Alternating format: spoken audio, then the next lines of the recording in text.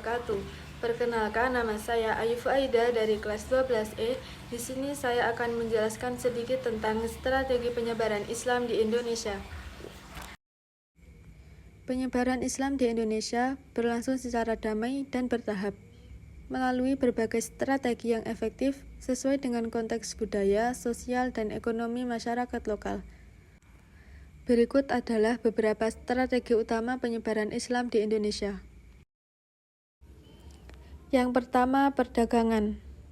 Strategi dakwah penyebaran agama Islam melalui media perdagangan merupakan awal proses Islamisasi di Indonesia, yaitu pada abad ke-7 Masehi hingga abad ke-16 Masehi.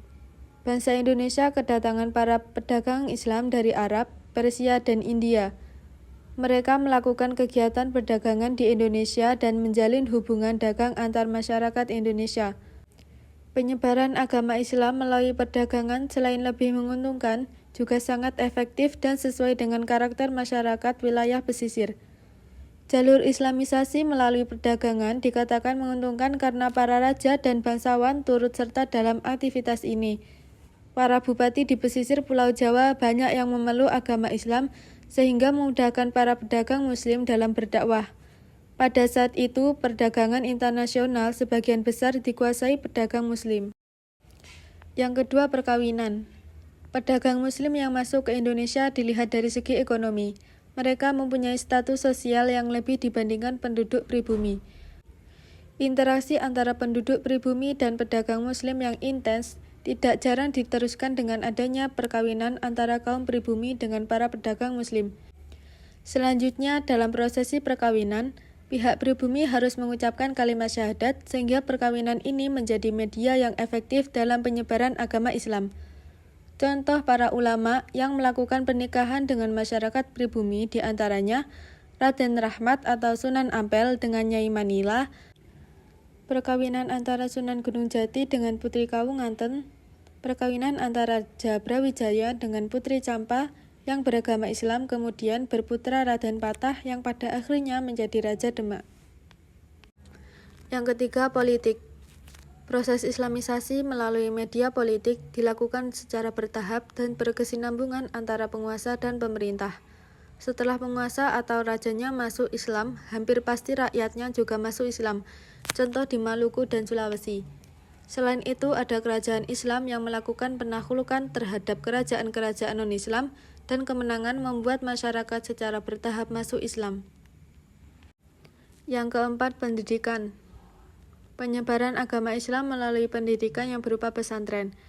Pesantren menjadi media efektif dalam proses Islamisasi di Indonesia. Pesantren selain mengajarkan ilmu agama, juga keterampilan hidup yang lain.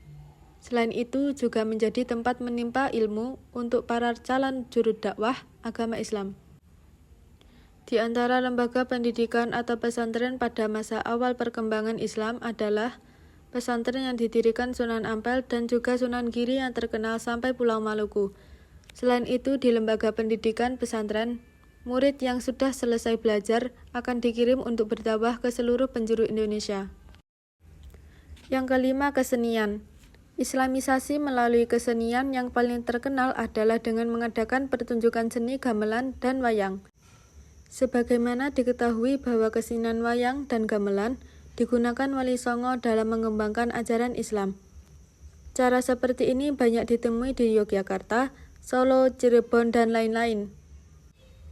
Seni gamelan banyak digemari masyarakat Jawa dan ini tentu dapat mengundang masyarakat berkumpul dan selanjutnya dilaksanakan dakwah Islam. Yang keenam yaitu tasawuf. Para sufi mengajarkan tasawuf yang diramu dengan ajaran yang sudah dikenal oleh masyarakat Indonesia.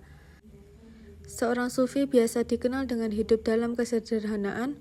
Mereka selalu menghayati kehidupan masyarakatnya dan hidup bersama di tengah-tengah masyarakatnya. Cukup sekian yang bisa saya sampaikan. Bila ada kurang lebihnya, saya mohon maaf. Wassalamualaikum warahmatullahi wabarakatuh.